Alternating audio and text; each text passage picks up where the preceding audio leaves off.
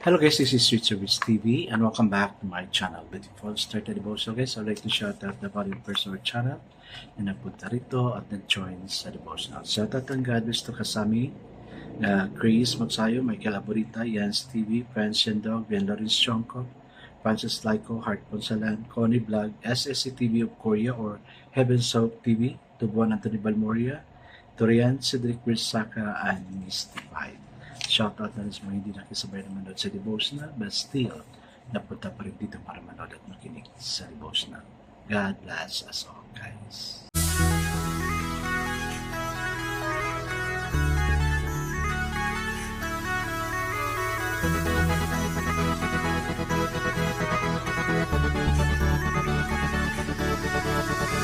Fish TV, where you heard it, number one is on the top.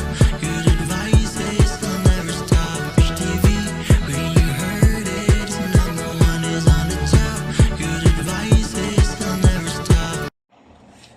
So it's Sunday, hoping na lahat tayo nakapagsimba, no? Prepare yourself for tomorrow again. Kasi guys, we really need to start our week with God and end our week with God also.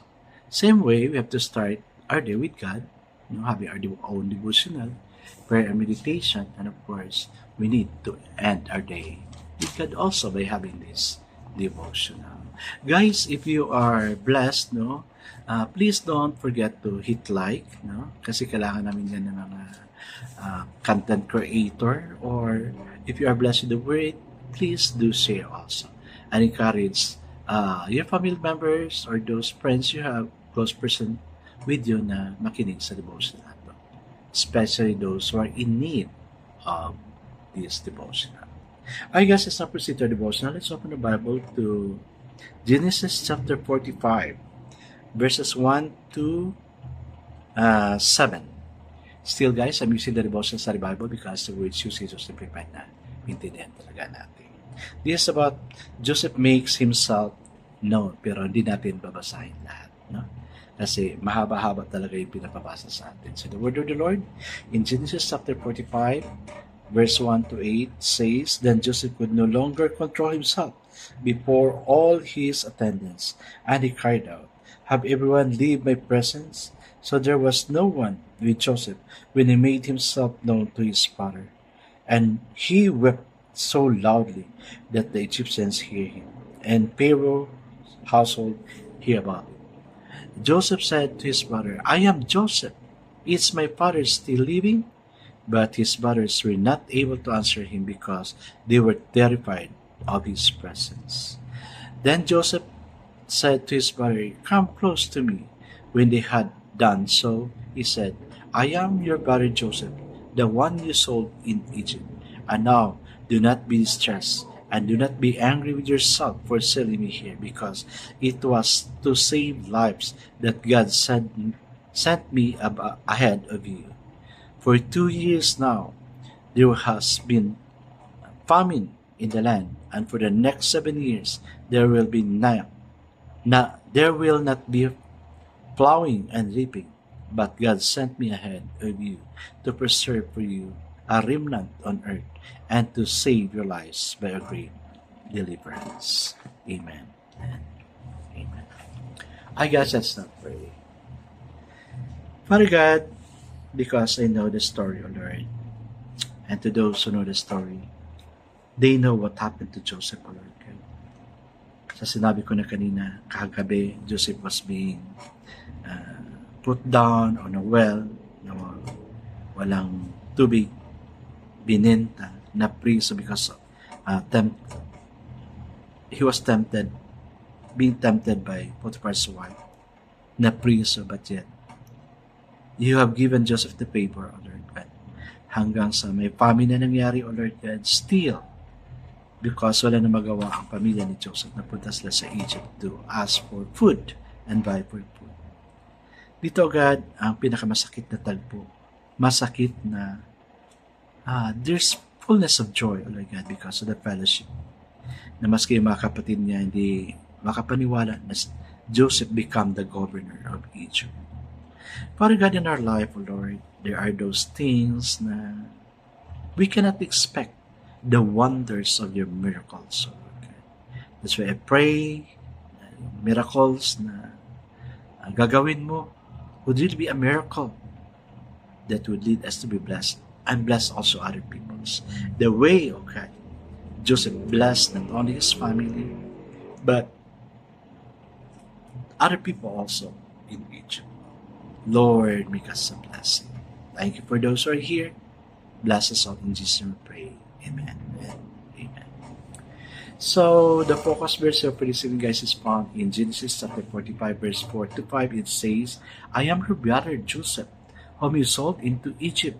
Now, do not be grieved or angry with yourselves, because you sold me here, for God sent me before you to preserve life.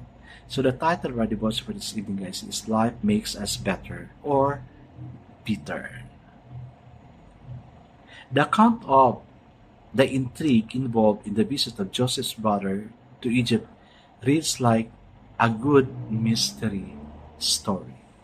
What Joseph put his brother and Jacob through was so they could share in the real purpose of his original dream. His brothers did indeed bow down before him, but he was a very different man from the one they had sold to the Ishmaelites. Note his compassion and tenderness when he finally revealed his identity to his brothers. Instead of an arrogant dreamer, he now saw himself as God's agent of preserving life. The Lord had given him the wisdom to realize that he had enabled the succession of miraculous intervention in his life to get his family to Egypt. A sense of being a cooperator in God's strategy gives us accepting love and forgiveness for people who may have blocked his plans with us. How easy it would have been for Joseph to say, "You did terrible things to me. Now don't expect any kindness from me." Instead, his repeated expression of God's kindness made him tender and gracious. Amen. Yes, guys, no. Alam ko ang story na to, the Joseph the Dreamer, kasi may album niyan, Joseph the Dreamer. You can even find it sa YouTube. Listen to the musical story of Joseph the Dreamer. I'm familiar with this because yung album ginawa namin concert when I was still young, when I was still in my early 19s, no? Mga teens pa ako. Kaya alam ko yung story.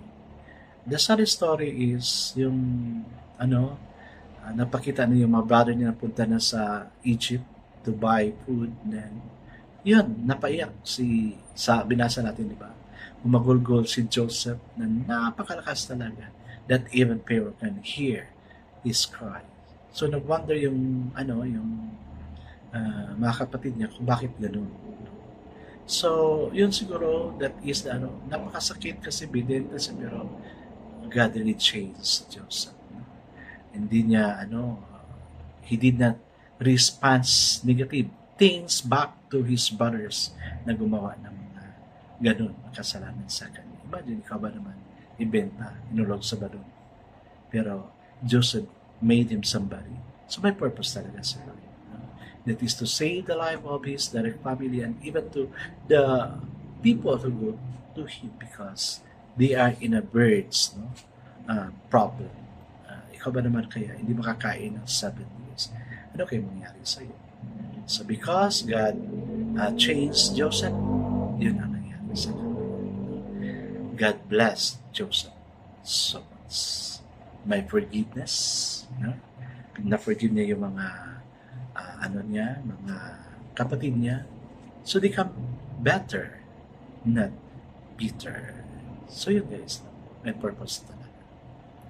Sana if you have time, I encourage you to read Genesis chapter 31 hanggang 31. Hanggang sa mabasa niyo ang story ni Joseph. Napakaganda talaga guys. Ako nga ilang ulit ko na kayo nabasa yan, but still I'm enjoying the story of Joseph. I guess let's now pray. Father God, life can make us either bitter or better, but what we want is better. Lord, lead us, guide us, manifesting us, that we will become a blessing to ourselves, to other people, to our family member, and anywhere we go.